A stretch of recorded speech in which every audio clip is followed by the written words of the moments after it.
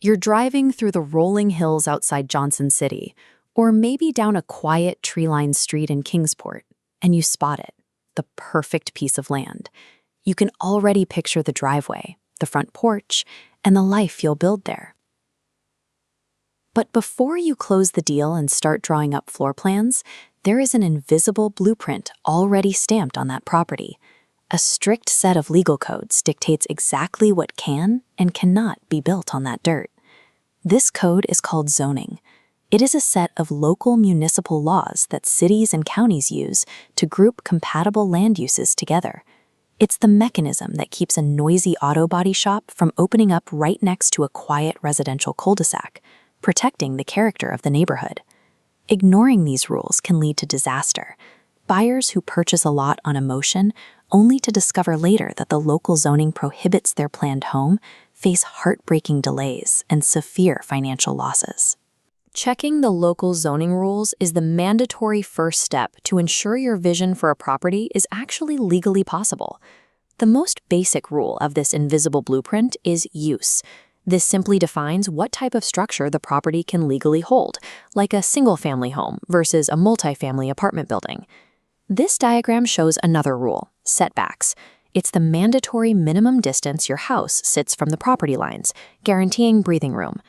Then there's lot coverage, capping the percentage of your property covered by impervious surfaces like the house and driveway, ensuring proper stormwater drainage. Taken together, these physical constraints act as an invisible mold. They directly sculpt the exact size, shape, and placement of any future home on your lot. When we zoom out from a single lot, we see how these municipal zones stack together to form the entire Tri-Cities region. The primary organizing principle for these areas is density, the number of homes allowed within an area. This shows low-density residential zoning, often labeled R1. This classic suburban landscape features single-family detached homes on large lots, with wide spacing and generous setbacks. Medium to high-density zones, labeled R3 through R5, are more compact. These zones permit attached dwellings like townhouses and vertical multi-story apartment and condominium complexes.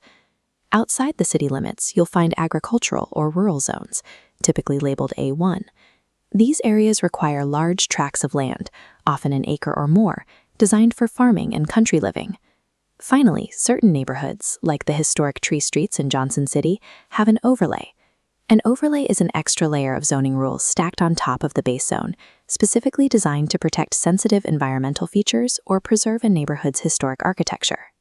The regional map is a deliberate patchwork of these density rules. It serves as a master plan, guiding exactly how the Tri-Cities grows, functions, and looks. But what happens if your plan deviates from the rules? Maybe you want to build an accessory dwelling unit, often called an in-law suite, or open a customer-facing business right out of your new garage. If the deviation is minor, like needing to build slightly into a setback due to an oddly shaped lot, you can apply to the Board of Zoning Appeals for a variance.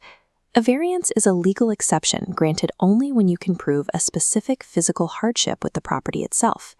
If you want to make a major change, like placing a commercial office in a quiet residential neighborhood, you have to pursue a rezoning.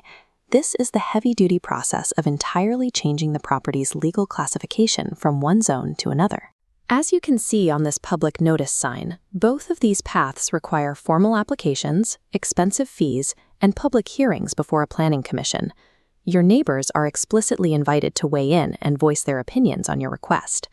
Fighting the existing zoning is a costly, highly public, and entirely uncertain battle. Verifying the rules before you buy is the only way to protect yourself. Fortunately, verifying these rules is a straightforward process you can do yourself. Step 1 is locating the official local Geographic Information System, or GIS map, online. GIS is a database that attaches specific data to geographical locations, and every county in our region maintains one. This interface demonstrates Step 2. Once you navigate to the city or county's GIS website, enter the property address or parcel ID into the search bar. Then open the menu and activate the specific zoning layer so the map displays the official code, like R2, right over your lot. Step 3. Don't just stop at the code. You have to read the actual text of the municipal ordinance linked to that specific label. Search for your city's online code library and read through the exact permitted uses and setback requirements for your district. The fourth and final step is non-negotiable. Online maps can be out of date. Before making any financial commitment, pick up the phone, call the local planning department, and have a city planner verbally confirm the zoning and check for any pending neighborhood changes. Taking the time to execute this strict due diligence replaces guesswork with facts. It guarantees that the beautiful piece of land you fell in love with will actually provide a secure, legal foundation for the home you want to build.